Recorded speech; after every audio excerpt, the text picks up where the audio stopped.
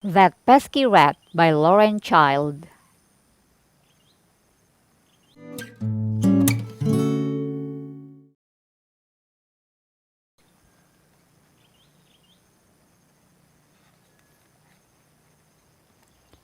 This is me. I'm the one with the pointy nose and beady eyes. The cutesy one in the middle. I live in dustbin number 3, Grubby Alley.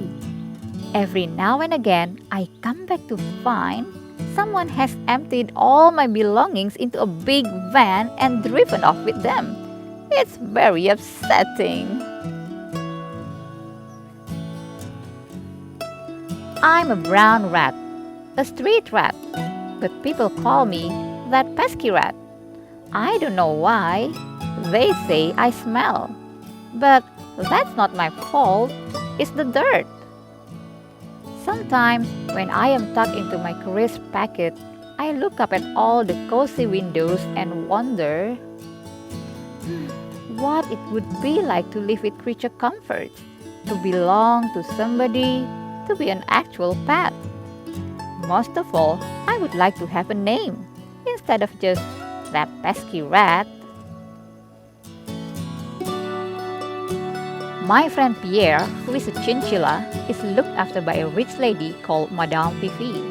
He has a very glamorous life. He lives in the lap of luxury. I say I would quite like to live in a fashionable apartment and be fed chocolates while I sit on a feather cushion. Pierre says, "It's not all cushions and chocolates. Madame Fifi has me shampooed at the pet parlor once a week." I hate having baths. I think I'm allergic to soap. Then, there's this Siamese cat called Oscar. He lives with Mr. Washington, a busy businessman. Mr. Washington is always at work, so he doesn't have time to wash fur or be strict. If I lived there, I could do whatever I like. Oscar says, "Doing whatever you want can get tiring after a while. I sometimes get a bit bored watching the same old shows on TV. I even have to get my own supper. I'm quite good in the kitchen, but I hate to be bored."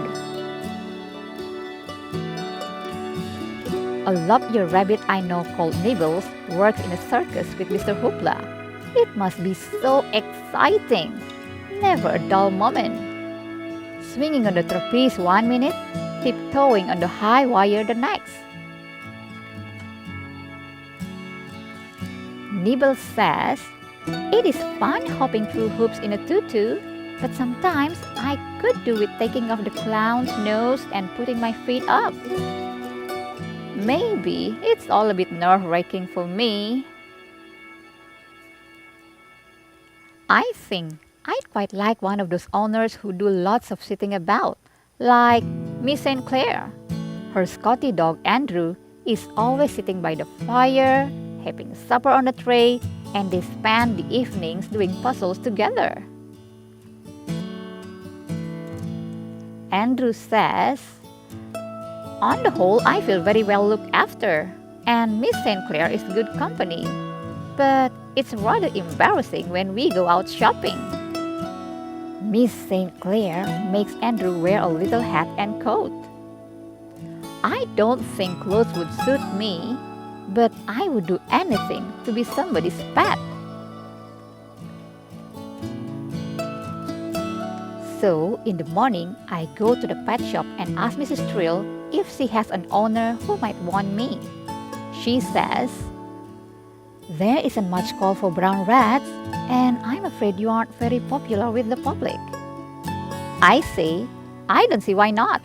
I'm very good company, always popping up when you least expect me to, and I am happy to eat anything, even if it's been slightly nibbled."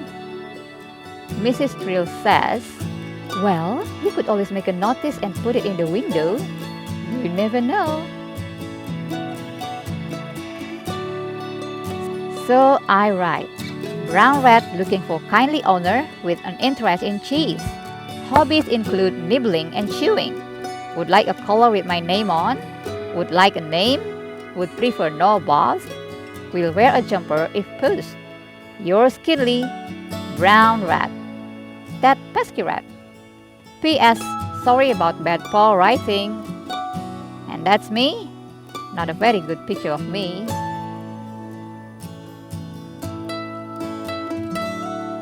Then I wait, and I wait, and I wait until on Tuesday, old Mr. Fortescue is passing, and he stops to look at my notice. He has to really squint because he has such bad eyesight. Then he looks at me and says, "My, haven't you got a pointy nose? And goodness me, what a long tail and such unusual beady eyes. I'll take him." I can't believe my luck, nor can Mrs. Trill. Mrs. Trill says, "Are you sure?"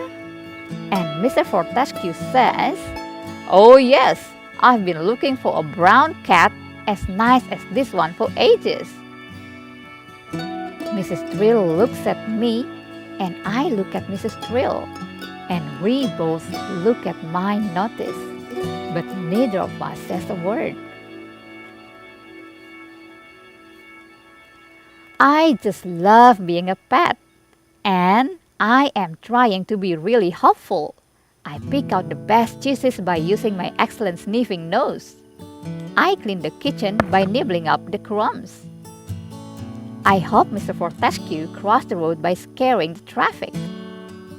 And I'm always there when he comes home. So, here I am, finally a pet with a name. So, what if I have to wear a little jumper? Mr. Fortescue says, "Well, Tiddles, who's the pretty kitty cat?" And I squeak, "I am."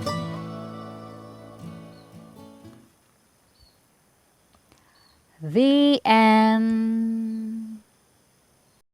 Hi everybody! If you like this video, subscribe here for more. Bye!